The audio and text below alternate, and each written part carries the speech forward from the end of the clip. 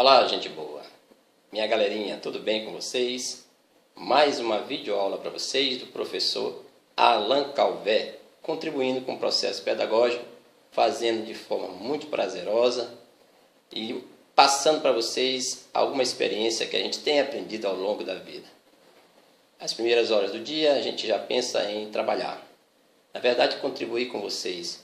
Sei que tem muita gente assistindo, eu agradeço meu público fiel, os estudantes principalmente, do ensino fundamental 2 e do ensino médio.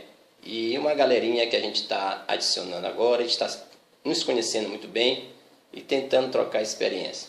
É um vídeo caseiro, mas é um vídeo feito com muito amor e dedicação àquilo que eu faço, que é ministrar aulas, dentre outras experiências que nós trabalhamos, como saúde pública.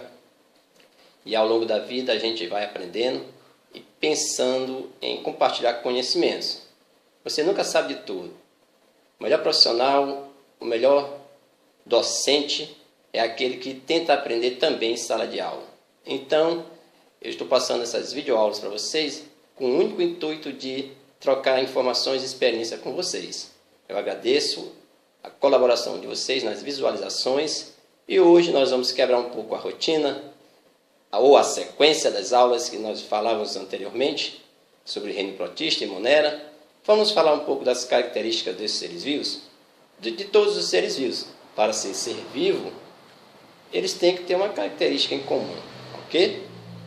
Vamos continuar mostrando para vocês slides e tentando comentar durante a aula o que mais nos chama a atenção e frisar bastante o que é importante para vocês entenderem nesse momento.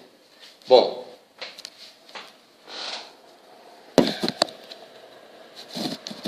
vamos continuar aqui com a aula, mostrando os slides, né, e comentando ao longo da passagem deles. Bom, o que diferencia um ser vivo de um não vivo são justamente essas características, né? Lembrando que também que existem características que são comuns tanto ao ser vivo como ao ser não vivo. Tipo assim, os elementos químicos, os átomos, tem também nos seres não vivos, nos seres inanimados. Tipo CHOMPS, que essa é uma sigla muito conhecida nas escolas, pelos professores, quando ele fala de carbono, hidrogênio, oxigênio, nitrogênio, fósforo e enxofre. São elementos químicos que também podemos encontrá-los nos seres não vivos, na matéria bruta ou inanimada. Certo? Ok? Aqui a composição química dos seres vivos é um tanto complexa. Eles apresentam, como acabei de falar para os senhores, esses elementos aí também na matéria inanimada. Carbono, hidrogênio, oxigênio, o nitrogênio e o fósforo. Esse nitrogênio, inclusive, nas videoaulas anteriores, nós falávamos, quando comentamos sobre a importância que tem de estar presente, associado lá com as leguminosas. As bactérias que vivem nas raízes dessas leguminosas acabam fixando esse nitrogênio, transformando em sais nitrogenados, para justamente nutrir o solo. A aula anterior, né? Videoaulas passadas. Aqui os seres vivos eles podem apresentar como principais características essa organização celular.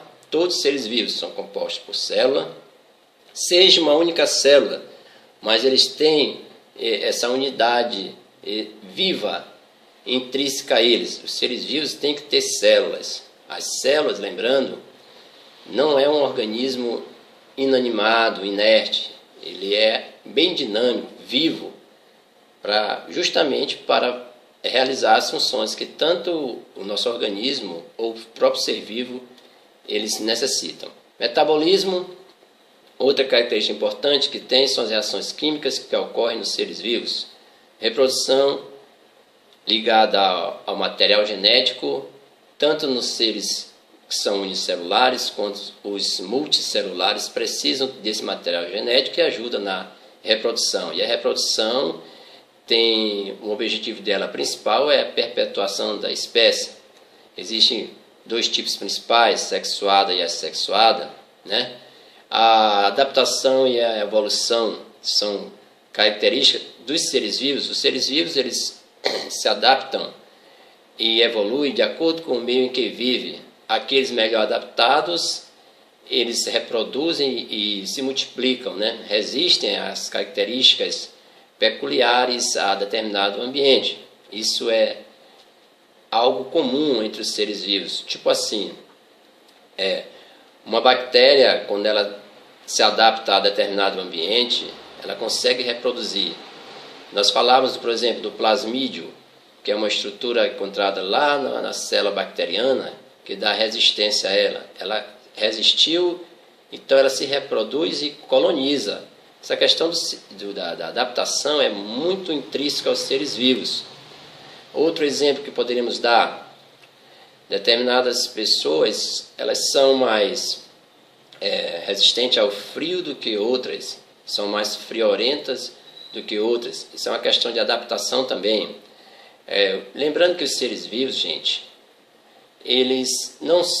na verdade, os seres vivos que se reproduzem sexuadamente, eles não são geneticamente idênticos. Por isso que tem essa facilidade de você se readaptar a um outro meio, né? É o que a gente chama de recombinação genética, que nós iremos estudar nas aulas que virão, quando nós falávamos de divisão celular sobre a meiose, a reprodução sexuada ligada à meiose, a questão da variabilidade genética, porque nós somos diferentes de outros seres vivos que se reproduzem assexuadamente. Por isso, nós somos adaptáveis a determinadas condições. Reação a estímulos, nós podemos estar aqui como exemplo, tipo assim, existem determinadas espécies de plantas que tem na natureza que elas reagem ao estímulo do meio ambiente. Tipo, o girassol, ele reage à luz do sol, ele se direciona à luz do sol, também é considerado uma característica de movimento. Mas existem aquelas plantinhas também que tem umas folhinhas chamadas de folíolos, que ao você tocar nelas, né, elas reagem e se fecham. Aquelas pequenas folhinhas chamadas de folíolo, chamo de, dependendo da região, chamo de tiririca, fecha a porta que tua mãe morreu, tipo assim, é muito peculiar a região. Você trisca nela, ao tocar, ela fecha as folhinhas. É uma reação ao estímulo do meio ambiente, certo? Daí a organização celular, os tipos básicos de células, também comentei em aulas anteriores, onde eu diferenciei, falei de algumas características em relação à estrutura de uma célula procariótica e de uma célula eucariótica. Lembra, meninos? Então está aqui as células procarióticas, a célula bacteriana, por exemplo, aqui ao lado, o desenhozinho dela. E aqui tem a célula procariótica e aqui nós temos a célula eucariótica. E numa aula mais na frente, numa oportunidade mais na frente, nós iremos abordar a citologia e iremos entrar com mais detalhes sobre essas características peculiares, tanto a célula procariótica quanto a célula eucariótica. Aqui são os seres vivos procariontes, porque tem a célula eucariótica. Aqui tem os seres vivos eucariontes, porque possui a célula eucariótica, né? Uma célula que é muito mais organizada, muito mais preenchida. E os vírus, eis a questão. Eles são considerados vivos, ao meu ver, só quando eles penetram numa célula. Gente, os seres como os vírus, eles são, na verdade, considerados vivos quando eles estão parasitando uma célula, utilizando o seu metabolismo para desempenhar suas funções no organismo, certo? Então, eles são acelulares. Preste bem atenção a esse detalhe. Só são vivos quando penetram em uma célula para utilizar de todo o seu metabolismo celular, certo? Inclusive, alterar o DNA de outras células. Classificação dos seres vivos quanto ao número de células. Como já falei, existem seres tanto uni quanto multicelular. Todos os seres vivos têm células, seja uma ou várias, mas tem. Como uma célula, nós temos aqui as bactérias, os protozoários, alguns fungos e algumas algas. Lembrando que esses seres vivos aqui, por exemplo, como as algas, podem ser tanto uni quanto multicelulares, né? A informação mais completa que a gente tem é essa. Existem algas também pluricelulares na natureza. Agora, as bactérias e protozoários, eles são somente unicelulares, gente. Existem também fungos multicelulares ou pluricelulares. E nós vamos estar aqui abordando videoaulas sobre fungos, que é um assunto muito interessante. A exemplo das bactérias, que são seres vivos fabulosos, como eu falei, os fungos também têm sua importância. Está aqui embaixo os seres multicelulares, também chamados de pluricelulares. Eles apresentam mais de uma célula, né? Essas células desempenham inúmeras funções no organismo. Aí os maiores exemplos são as plantas e os animais. Ok?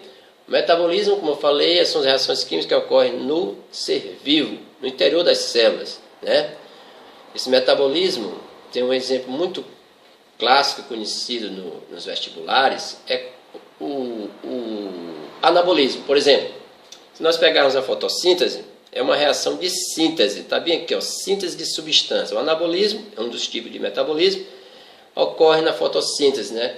Fotossíntese, você sabe, é uma reação química, gente, onde as plantas, através das suas raízes, né, elas absorvem a água do solo e o sol, os raios solares incidindo sobre a superfície das folhas vão dar de encontro com um pigmento verde chamado de clorofila. Aí ocorre a reação. Então, as plantas retiram a água do solo, retém o gás carbônico, né, da atmosfera e produzem no final a matéria orgânica, que é COHO, e libera o oxigênio. Graças a Deus que elas fazem isso. São produtoras de energia na natureza. Então, as plantas fazem fotossíntese, que é uma reação de síntese, uma reação química chamada de anabolismo.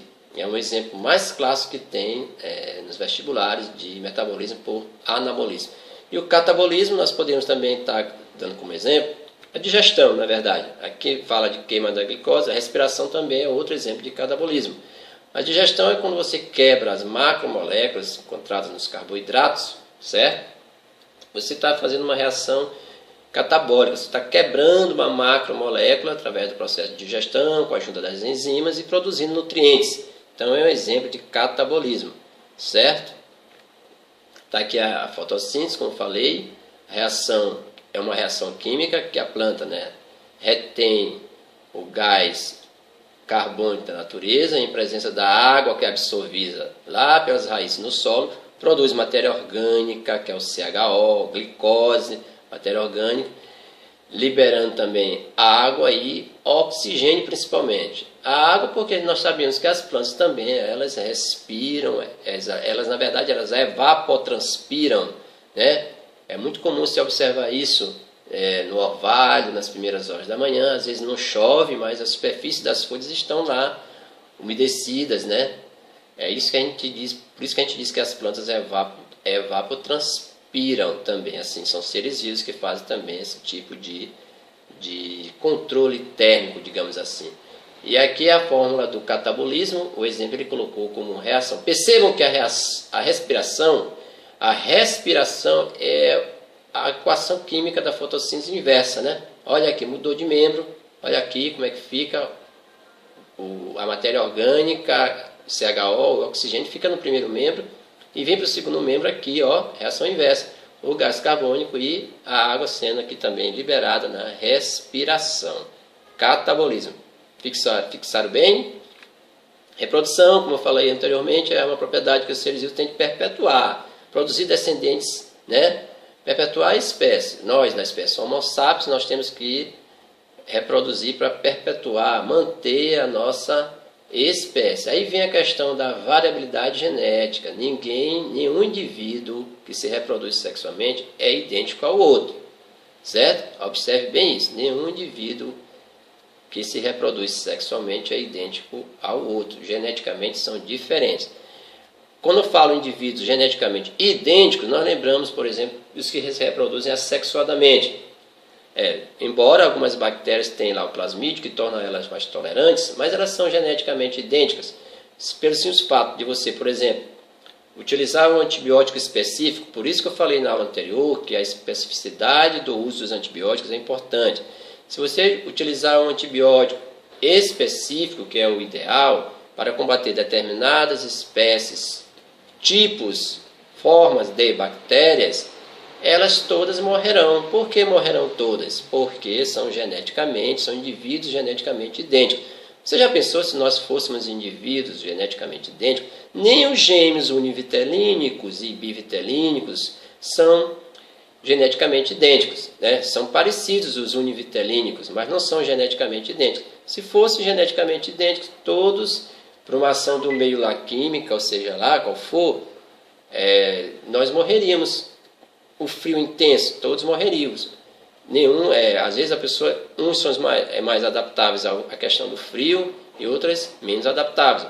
Mas se fossem todas intolerantes, todos morreriam, porque nós seríamos geneticamente idênticos, mas não é o caso. Nós não somos indivíduos geneticamente idênticos. Os tipos de reprodução assexuada ocorre sem a participação de gametas, né? Sem a participação do parceiro sexual, sem a participação principalmente dos gametas. Ela é também chamada de agâmica, sem gametas, né? Aqui o ser vivo se reproduzindo assexuadamente. Lembrando que na reprodução assexuada, gente, o que é mais importante para os indivíduos se reproduzirem é o seu genético, né? Material genético, a presença do material genético é que faz com que ele se reproduza, né? Está aqui uma planáriazinha, né? Agora, existem vários tipos de reprodução assexuada. Aqui é uma planáriazinha que se reproduziu assexuadamente, produziu novos indivíduos geneticamente idênticos, né?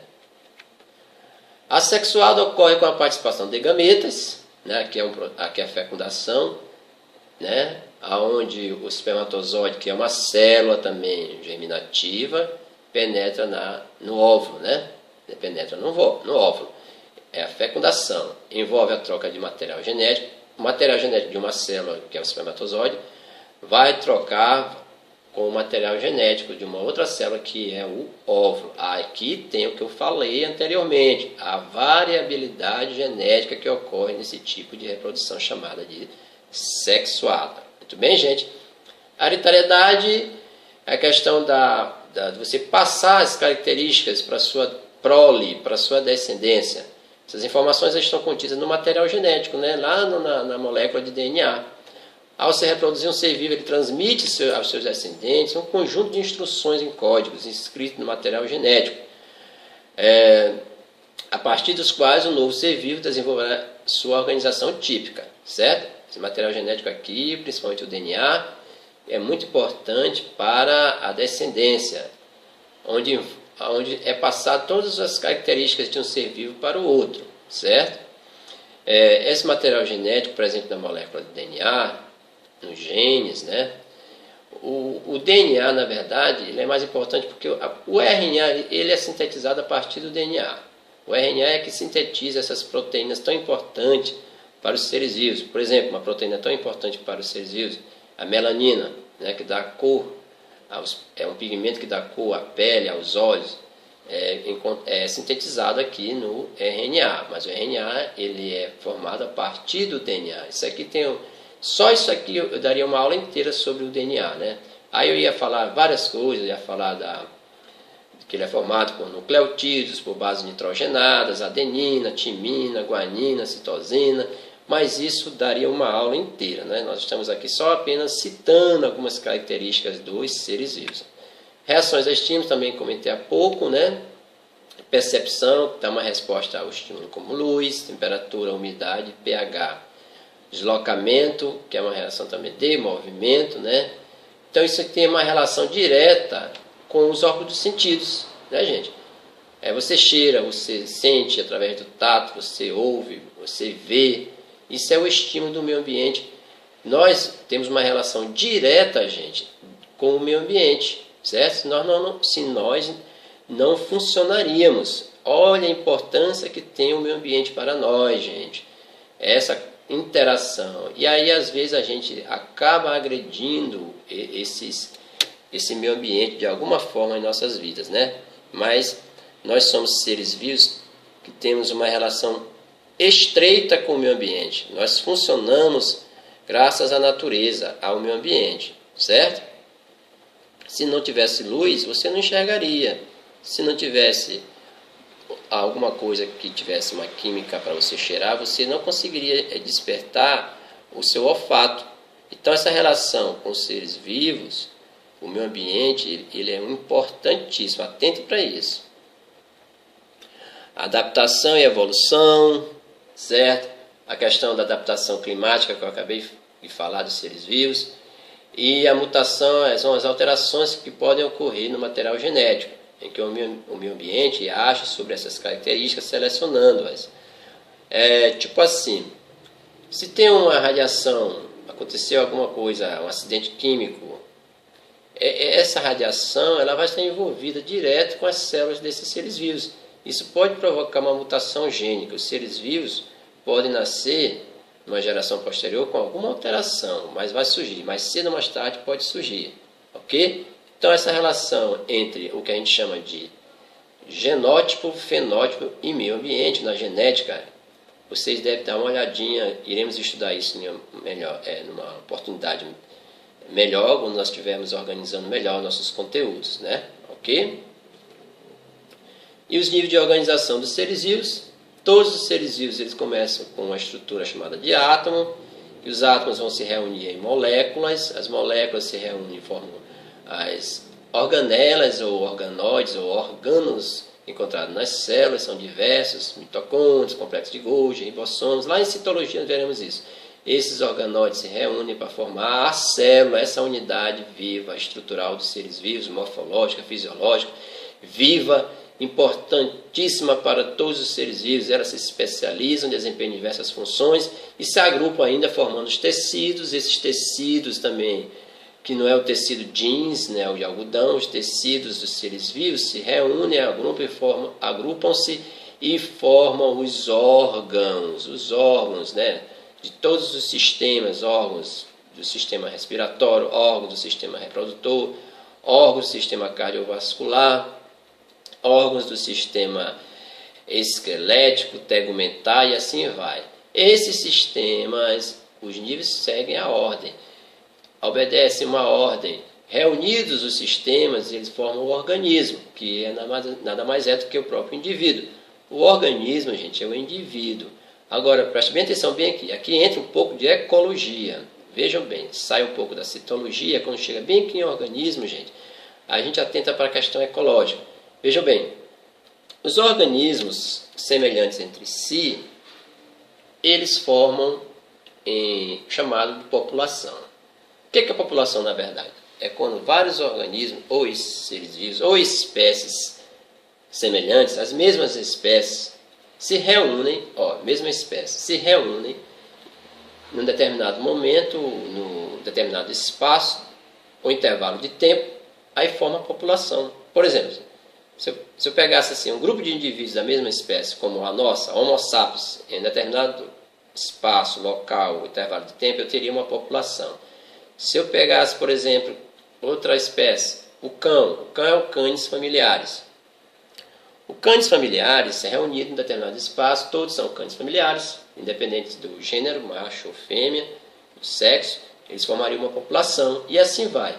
Agora, se eu pego várias espécies reunidas no mesmo local, espaço, intervalo de tempo, uma área, várias espécies, eu tenho Homo sapiens, eu tenho canis familiares, eu tenho homem, eu tenho cão, eu tenho Felis catus, que é o nome científico do gato, certo? Eu encontraria aqui, dentro de uma área aqui, uma comunidade, gente. A diferença aqui é porque é a mesma espécie, aqui são espécies diferentes. Isso aqui vocês já viram lá no fundamental, no 7º ano, 6º. E aqui vocês vão estar estudando depois também ecologia no 3º ano. Algumas escolas dão ecologia no 3º ano. Meio ambiente, muito abordado o meio ambiente no Enem hoje, né? E as comunidades, uma vez reunidas, dentro dos níveis de organização, elas formam esse outro nível aqui, mais complexo, chamado de ecossistema, que envolve tanto ser vivo, quanto as características bióticas e abióticas do meio ambiente. Bióticas são os próprios seres vivos, e abióticas envolve clima, a questão da temperatura, pressão, chuva, vento, certo? Isso aqui é um ecossistema falado, né? Muito falado em ecologia, certo? E o que seria um nível mais superior? Ecossistema, onde eles estariam todos reunidos? Isso aqui, que a gente chama de biosfera, ok? Biosfera. Muito bem, gente. Seguindo aqui essa pequena videoaula para vocês, mas dando ênfase que essas aulas são dadas com o maior intuito, com o maior prazer para vocês, no sentido de colaborar com esse processo educacional. Um bom dia para vocês.